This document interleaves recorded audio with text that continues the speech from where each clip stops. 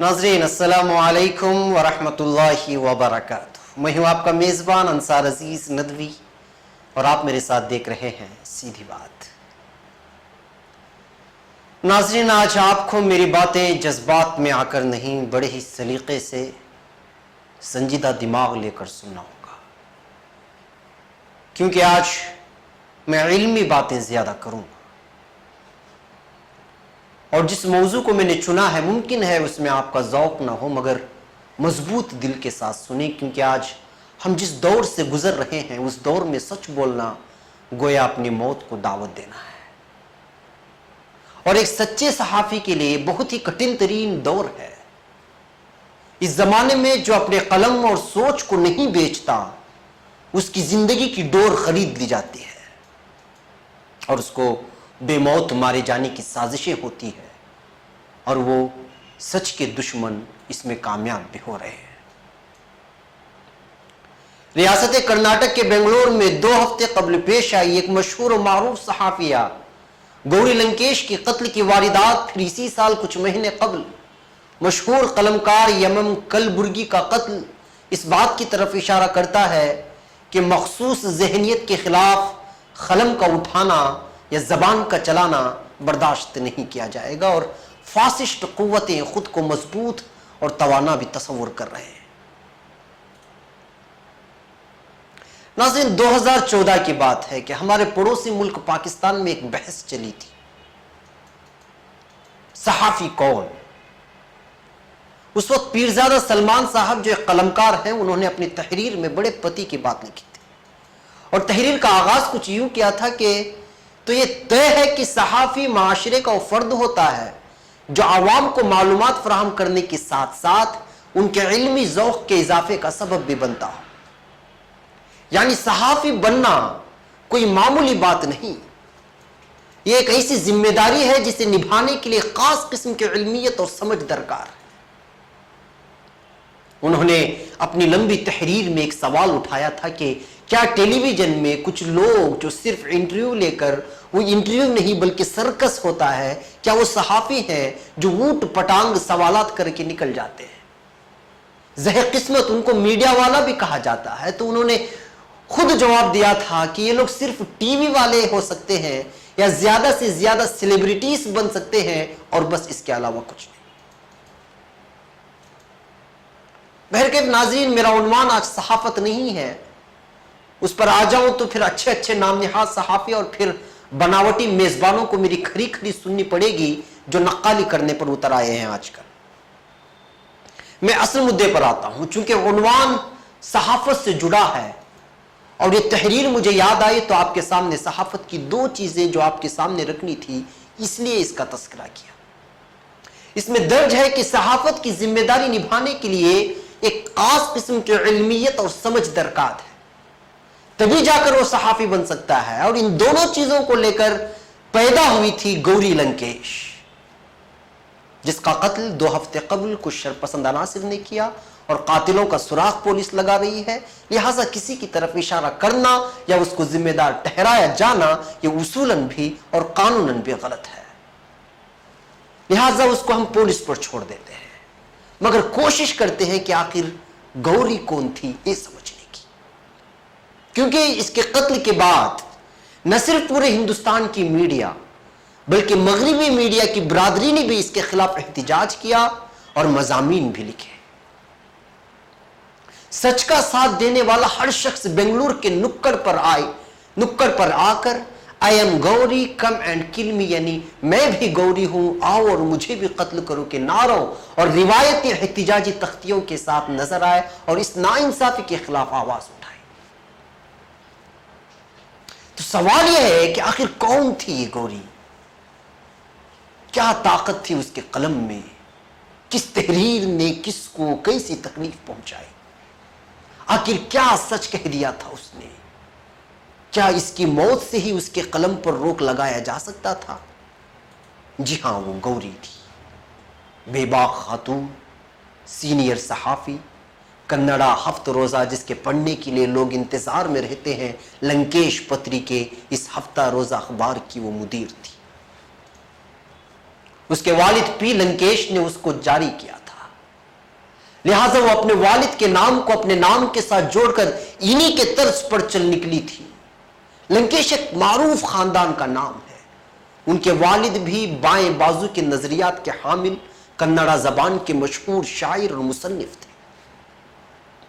इनाम याफ्ता फिल्मसाज कविता लंकेश गौरी की बहन है।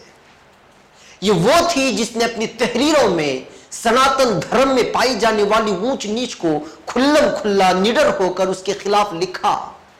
जब से वो जुलूस में शिरकत की तो सच की जबान बोली। नजरियाती तासुब व तंग नजरी के खिलाफ इतना लिखा कि वही उनके लिए जानलेवा साबित हुआ। हिंदुत्ववाद को बढ़ावा देने वाले तंजीमों से खुल्लम खुल्ला लोहा लिया। पुलिस की जानिब से फसादात के दौरान होने वाली नाइंसाफियों को अपने लंकेश पत्रिके में लिखा। ये वो हफ्तावार कन्नड़ अखबार था जिसमें इश्तिहारात नहीं छपते थे, यह आवाम के चंदे पर पर्चा निकलता था। वह इसी बेखौफ सहाफिया थी जिसने समाज की हर बुराई के खिलाफ आवाज उठाई। अपनी तमाम तर सलाहियतें हमेशा समाज को अच्छाई के लिए इस्तेमाल की, काले को काला ही कहा। बीजेपी पार्टी और उसकी नजरियात को हमेशा तनकीद का निशाना बनाया, जिसकी वजह से रुकने पार्लियामेंट प्रहलाद जोशी ने उनके खिलाफ हतक इज्जत का मुकदमा भी दर्ज कराया था। उनको धमकियां भी मिला करती थी। जालिमाना गैर मुनसिफाना निजाम, फरसूदा रिवायात और नजरियात और हिंदू कौम पर सियासत की मुखालिफत करने वाली बेबाक सहाफिया गौरी लंकेश को आखिर उसी के घर के सामने गोली मारकर उसकी सोच पर ब्रेक लगाने की कोशिश की। मगर जब वो इस दुनिया से गई तो उसकी सोच ने एक बार फिर करवट ली और पूरे बेंगलुरु शहर को नहीं बल्कि हिंदुस्तान में एक नई बहस शुरू कर दी कि आखिर सच बोलने वालों का कत्ल कब तक किया जाता रहेगा। क्या कत्ल से ऐसी सोच पर रोक लग पाएगी? हरगिज़ नहीं। नाज़रीन, यहां रुकने की इजाजत दें, ब्रेक के उस बार कुछ और हकीकत।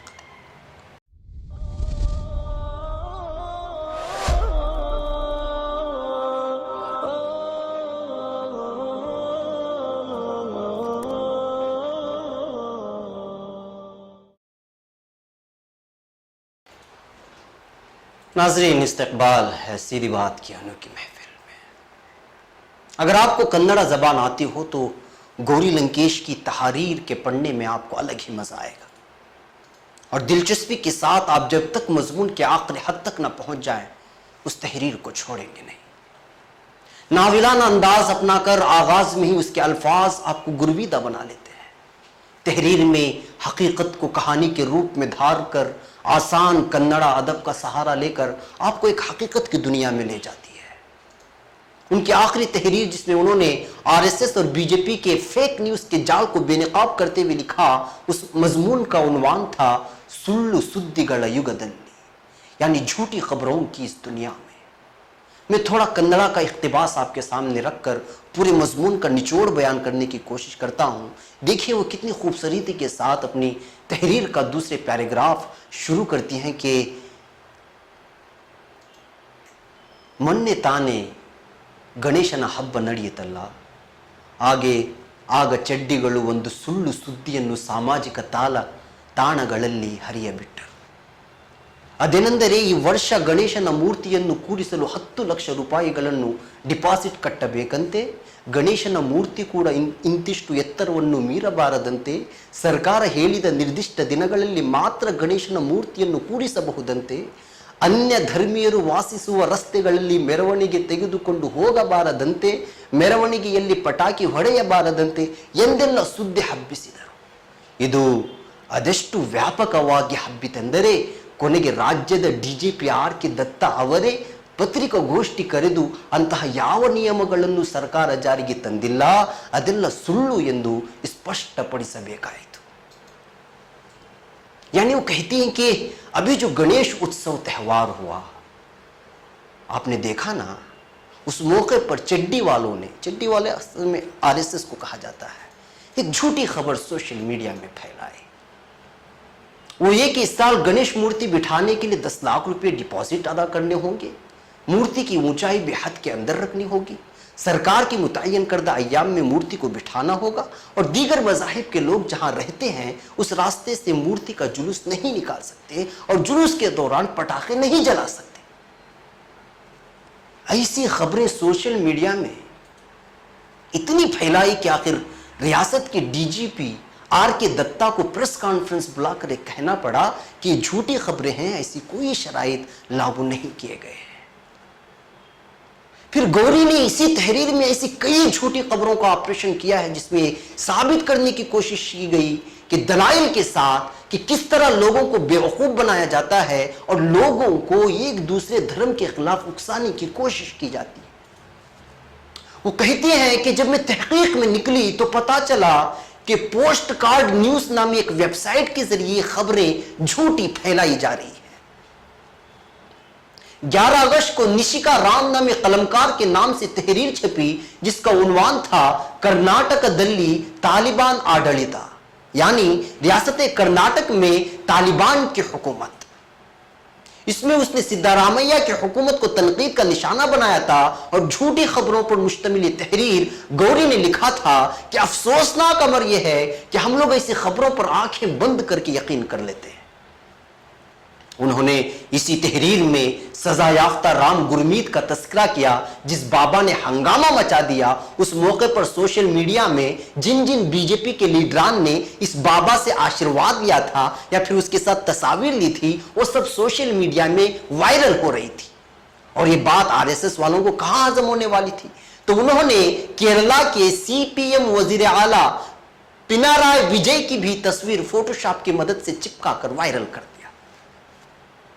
بعد میں حقیقی تصویر کو جب وائرل کیا گیا تو فوٹو شاپ کی مدد سے تصویر کے ساتھ چھیڑ چھاڑ کرنے کی بات سامنے آئی۔ بہرکیف ناظرین، انہوں نے اس تحریر میں بی جے پی حکومت پر کی جانے والی تنقید اور دیگر وہ ویڈیوز جو وزیر اعظم نریندر مودی کے بیانات سے میل نہیں کھاتی، جس کو دھروورتھی نامی ایک نوجوان جو لگاتار ویڈیوز کے ذریعے حقیقت سامنے لانے کی کوشش کر رہا ہے، اس کے حوالے سے اس تحریر میں جھوٹی خبروں کا آپریشن کیا۔ انہوں نے اس تحریر میں ان ویب سائٹس کا بھی تذکرہ کیا جو آر ایس ایس کی جانب سے پھیلائی جانے والی خبروں کو کھوج کر اس کی اصلیت لوگوں کے سامنے لاتی ہیں۔ تو اس طرح انہوں نے اس تحریر میں ان ویب سائٹ کا بھی تذکرہ کیا۔ آر ایس ایس اور بی جے پی کو بے نقاب کرنے کا سلسلہ انہوں نے آخری سانس تک نہیں چھوڑا، تبھی جا کر عوام کہنے لگے کہ یہی تحریر ان کے لیے جان لیوا ثابت ہوئی۔ یہ تحریر عام عوام میں اتنی مشہور نہیں ہوئی تھی، مگر ان کے قتل کے بعد شاید ہی کوئی زبان باقی رہی ہو جس میں اس تحریر کا ترجمہ نہ کیا گیا ہو۔ اس طرح اس تحریر نے ان کے موت کے بعد بھی آر ایس ایس کا چہرہ مزید بے نقاب کر دیا۔ بہرکیف ناظرین، وہ ایک بے باک صحافیہ تھی جس کا قتل کر کے اس کی سوچ کو مارنے کی کوشش کی گئی، مگر سچ کے نام پر قتل نہ یہ پہلے ہے اور نہ شاید آخر۔ ہندوستان کے بے باک نڈر خاتون صحافی کے قتل کے بعد یہ ثابت ہو گیا کہ قوم پرستی کے نام پر غنڈہ گردی نے کس طرح اپنے پیر پھنسارے ہیں۔ جمہوریت اس وقت سخت گیریت کی زد میں ہے۔ لنکیش پتریکے یہ کوئی معمولی اخبار نہیں تھا، اس کی خبروں سے ایوانیں ہل جاتی تھی اور اب بھی اس نے یہی وقار اپنا بحال رکھا ہے۔ پی لنکیش کے بارے میں کنڑا صحافیوں نے اپنی تحریر میں ایک بے خوف صحافی کے نام سے یاد کیا ہے۔ کنڑا صحافت اور کنڑا ادبی صحافت میں لنکیش پتریکے کی اپنی الگ پہچان اور اس کا اپنا الگ ہی کردار رہا ہے۔ دراصل کنڑا کے مصنف منگلیش ڈبرال نے بی بی سی سے گفتگو کے دوران بتایا تھا کہ 2 سال سے لگاتار ان کو دھمکیاں دی جا رہی تھی اور لنکیش پتریکے کے دھاک کو کنڑی عوام میں ختم کرنے کے لیے فاسسٹ قوتوں کے لیے ضروری تھا کہ وہ گوری کو ہی ختم کر دیں، اور اگلے آنے والے ریاست کرناٹک کے انتخابات کے لیے ایک تیاری کے طور پر بھی اس کو دیکھا جا سکتا ہے، کیونکہ لنکیش پتریکے میں چھپنے والے سیاسی تبصرے اور لیکھک کی کوئی برابری نہیں کر سکتا تھا۔ جی ہاں ناظرین، یہاں ایک اور بریک، کچھ اور تفصیلات بریک کے بعد انشاءاللہ۔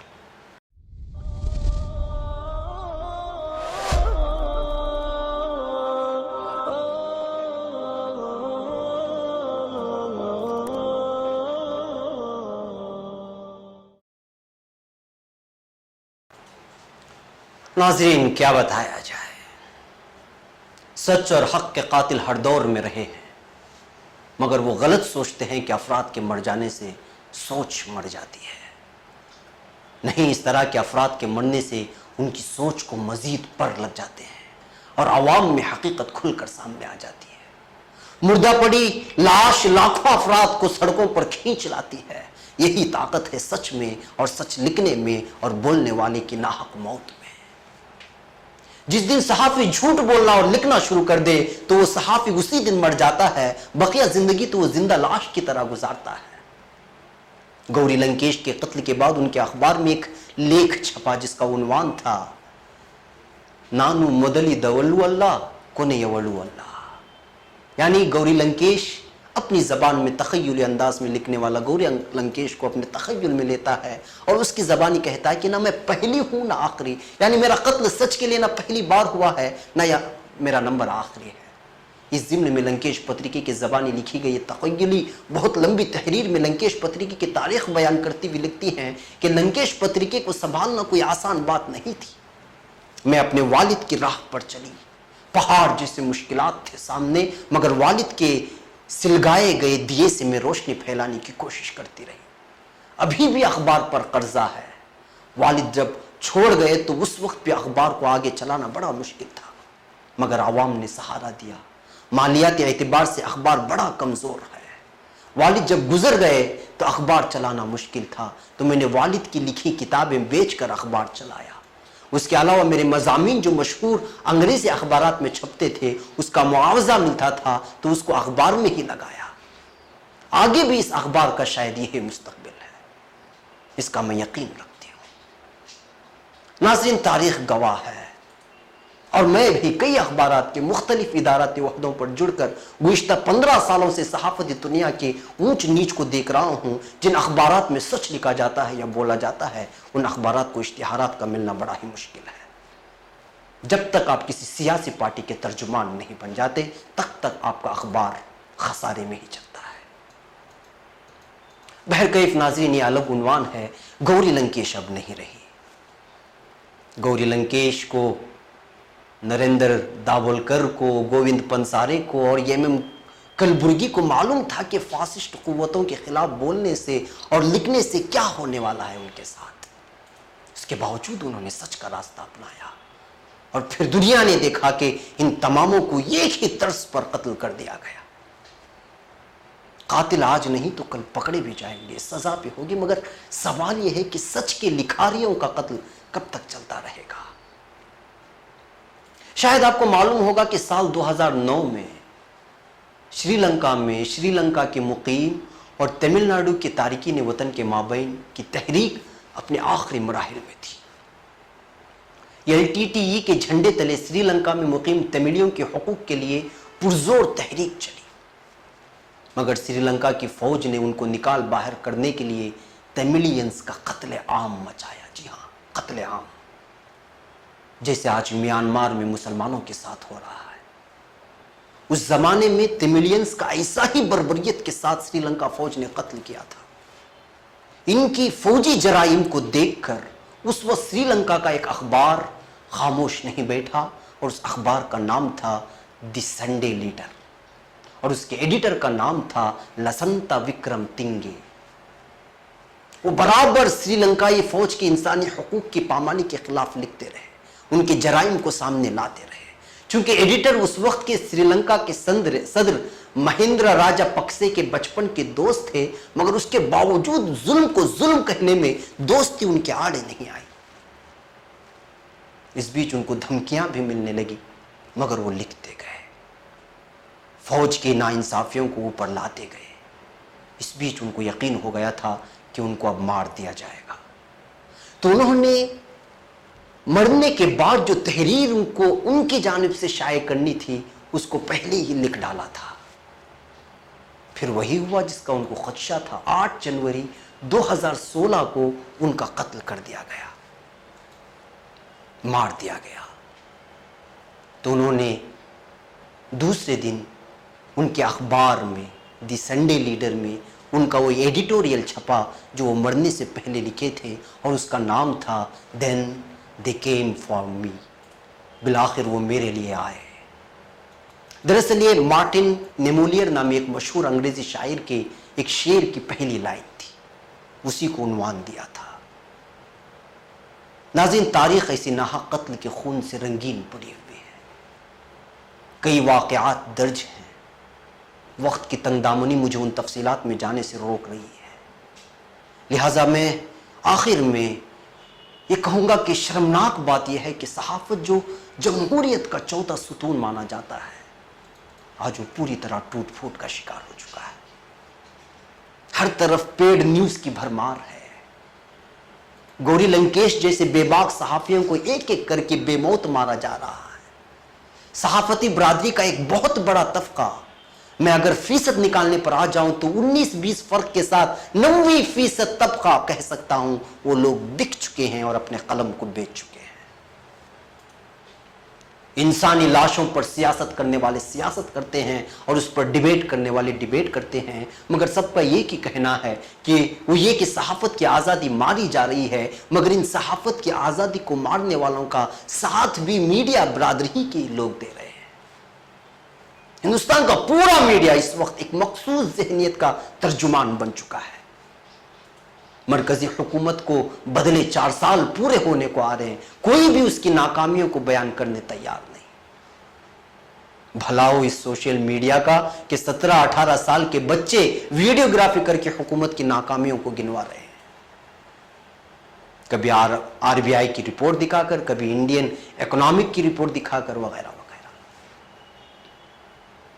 صحافت کی آبرو کے لیے اپنی جان قربان کرنے والی گوری کے سلسلے میں آج سیکولر طبقہ سراپا احتجاج بنا ہوا ہے، مگر قاتلوں کو پتا ہے کہ یہ کچھ دنوں کا ہنگامہ ہے، بعد میں ختم ہو جائے گا، پھر وہ شکاری نئے جال کے ساتھ آئیں گے، کسی اور صحافی کو قتل کر کے نکل جائیں گے، پھر احتجاجات ہوں گے، نعرے بھی لگیں گے، پھر وہی روٹین۔ یہ پتا ہے ان طاقتوں کو جو طاقتیں ہندوستان میں مخصوص فکر کو لاگو کرنا چاہتی ہیں، پوری ہندوستان کو اپنی انگلی کے اشارے پر نچانا چاہتے ہیں۔ یہ ہیں بہت تھوڑے مگر پورے ہندوستان میں زہر کی طرح پھیل گئے ہیں، جی ہاں زہر کی طرح، جو ملک کے ہند کی تاریخ مستقبل کی جانب اشارہ کرتا ہے۔ جی ہاں ناظرین، اگر اس زہر کا تریاق نہیں ڈھونڈا گیا تو پھر ملک ہند کا رخ اگلے دنوں میں کتنا خطرناک ہوگا، یہ کہنا بڑا مشکل ہے۔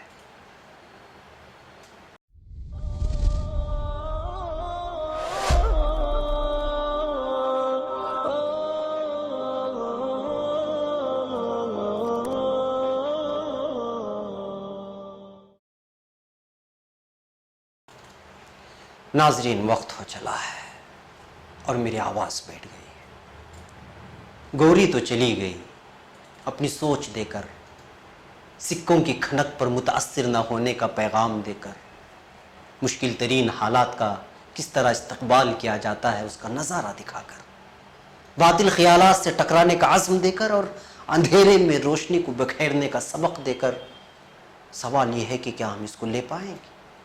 کیا ہم اس کو سمجھ پائیں گے؟ یہ اصل سوال ہے۔ مجھے تو اس دور میں جب اینکرز قوموں کو لڑانے پر تلے ہوں، اس زمانے میں اس کے نقش قدم پر چلیں گے، یہ صحافتی برادری چلے گی، ایسا مجھے نہیں لگتا، مگر ہر دور میں ایسے کچھ سرپھرے صحافی رہے ہیں اور رہیں گے، اس کی مجھے بھرپور امید ہے۔